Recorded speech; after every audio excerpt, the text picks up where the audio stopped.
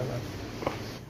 2024 मसीहार बहु प्रतीक्षित मैट्रिक फलाफल बाहर एवं से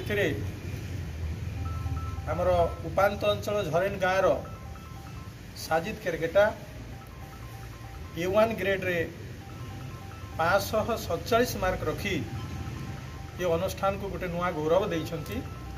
तो ये परिप्रेक्षी रे से जेहेतु रिजल्ट जानिबा आसथिले तांको अनुष्ठान तरफरु तांकर ई सफलता पाई आमे अत्यंत आनंदित। समस्त शिक्षक शिक्षयित्री मोर कर्मचारी भाई भौणी तांको आमे पुष्पगुच्छ सहित पुष्पमाल्य देई तांको संबर्धना जनाउछु।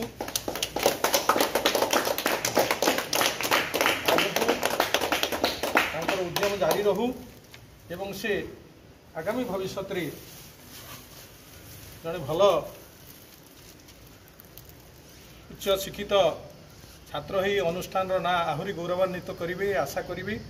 ता सहित आम गहन रे आउ दी जण छात्र मध्य अछंती जो माने A2 रे उत्तीर्ण होती रिजल्ट आमर हस्तगत होती। से दी जन को मध्य अनुरोध करी से माने मध्य आसबे एवं तांको मध्य पुष्पगुच्छ एवं उत्तरीय देवाई मु अनुरोध रखी आमर मैडम को आमर दीपिका मैडम महोदय को तांको उत्तरीय दे उत्साहित करेंगे।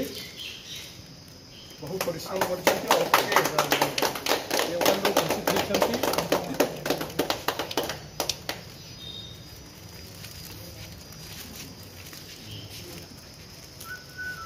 गोटे खुशी मुहूर्त आम समस्त।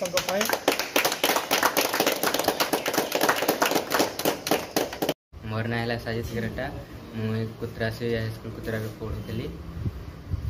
मोर मैट्रिक एग्जाम देती आज मैट्रिक रिजल्ट बाहरी मु 547 मार्क पाई A1 ग्रेड 91%। मु दिन में 15 घंटा लेखाएं पढ़ुली। मु शेष 3 मास लेखाएं बहुत कठिन परिश्रम करी फलाफलटा पाई। मु भविष्य में पायलट होगा चाहूँगी।